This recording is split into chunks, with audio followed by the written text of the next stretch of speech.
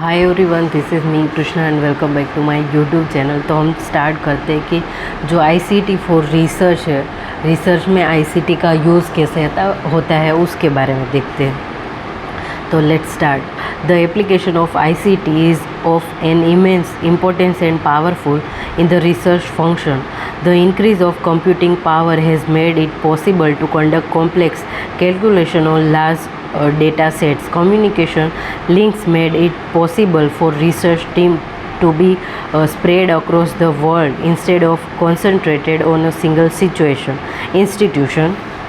And one more important dimension of ICT in research is the use of online full text database and online data libraries, virtual libraries, which are the direct outcome of the growth and telecommunications network and technology. These databases and libraries provide researchers with online access to the content of hundreds of thousands of books from major publishing house, research report and peer rewards article in electric journals.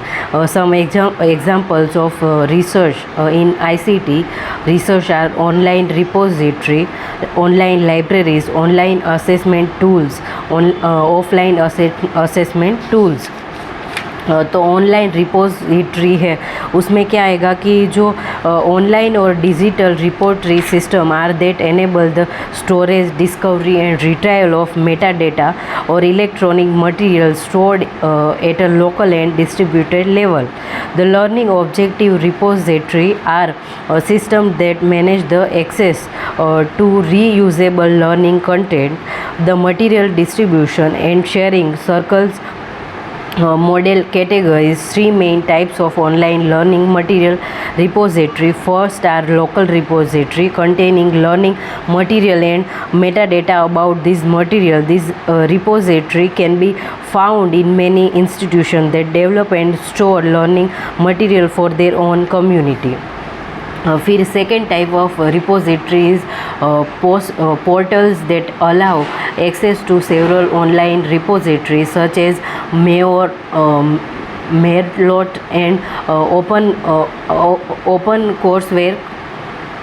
These portals contain only the metadata and allow wider use of learning material developed and stored in a local repository. And third type is the international association and consortium that are enables to sharing learning material among the repository network worldwide. यानी कि world wide ये रहेगा और ये हमारे India में नहीं but दूसरे कंट्री में भी हम इसको यूज़ कर सकते हैं और सेंड भी कर सकते हैं हमारी जो जर्नल्स है और थीसिस है उसको.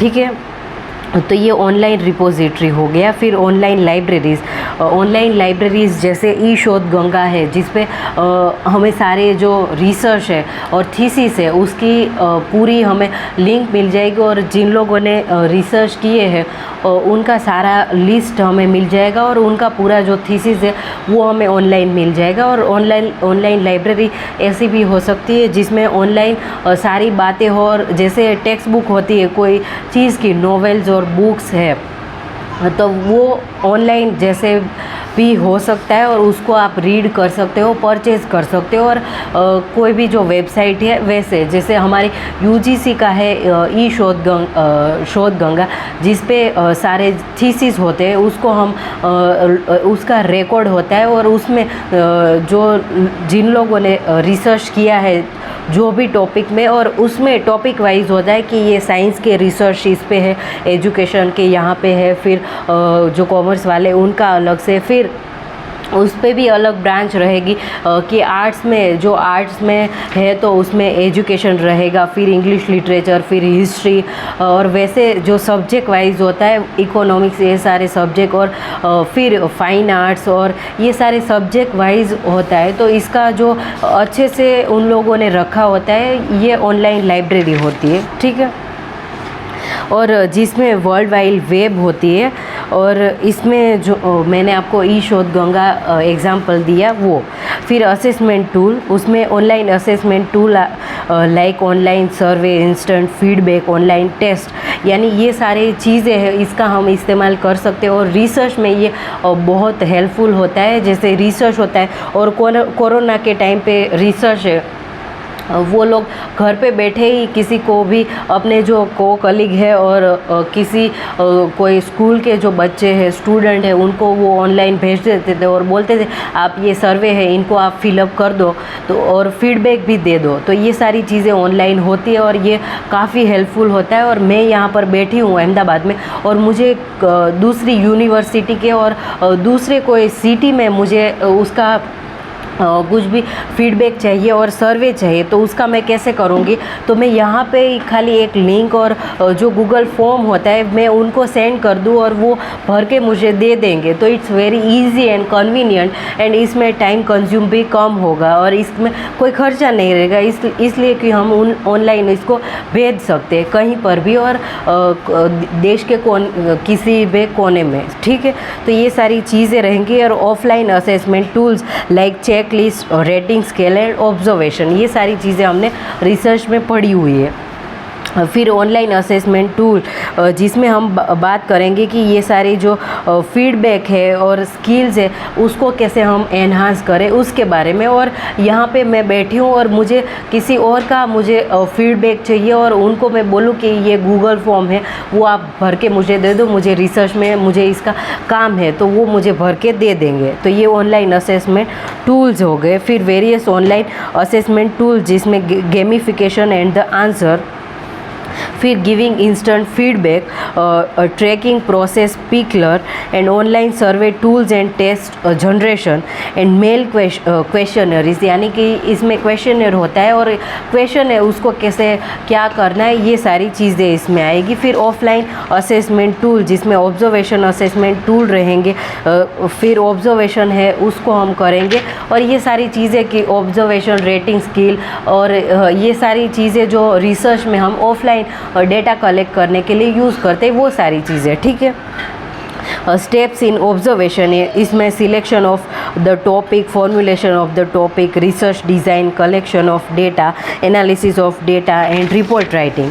फिर पोर्टफोलियो असेसमेंट टूल, तो ये पोर्टफोलियो का हमने देखा तो उसको कैसे हम असेस करेंगे, तो उसके बारे में collection of student work must have a specific purpose and student must be actively involve in the process of selecting work to be included and student must actively engage in self reflection. तो ये सारी चीज़ें रहेंगी। और sociometry, फिर psychological test जिसमें क्या रहेगा कि अचीवमेंट टेस्ट, फिर एप्टीट्यूड टेस्ट, इन्वेंटरी, ये सारे टेस्ट है वो रहेंगे। और online survey tools and test generators जिसमें give return prompts and collect responses, फिर give a question, quiz and homework, make assignment and adaptive, keep in touch with parents. तो ये सारी चीज़ें हैं वो रिसर्च में रहेगी। और रिसर्च में जो ICT है उसका बहुत बड़ा इम्पोर्टेंट रोल है, ठीक है। तो ये सारी चीज़ें हमने देखी कि ICT फॉर रिसर्च, तो इसमें ICT के जो टूल्स ऑफलाइन ऑनलाइन इसका कैसे हम यूज़ करेंगे, पोर्टफोलियो के बारे में ये सारी चीज़ें हमने देखी। तो ये चैप्टर और ये यूनिट यहाँ पे ख़त्म हम करते हैं और नेक्स्ट वीडियो में हम नया यूनिट 9th यूनिट है वो स्टार्ट करेंगे और अभी 9th एंड 10 यूनिट रहेगा, फिर हमारा सिलेबस ख़त्म हो जाएगा और आई एम हैप्पी। तो ये एजुकेशनल मैनेजमेंट एंड एडमिनिस्ट्रेशन है, उसके बारे में हम नेक्स्ट जो 9th चैप्टर है उसको शुरू करेंगे। तो I will end this video here. Bye everyone, thank you so much and happy learning everyone.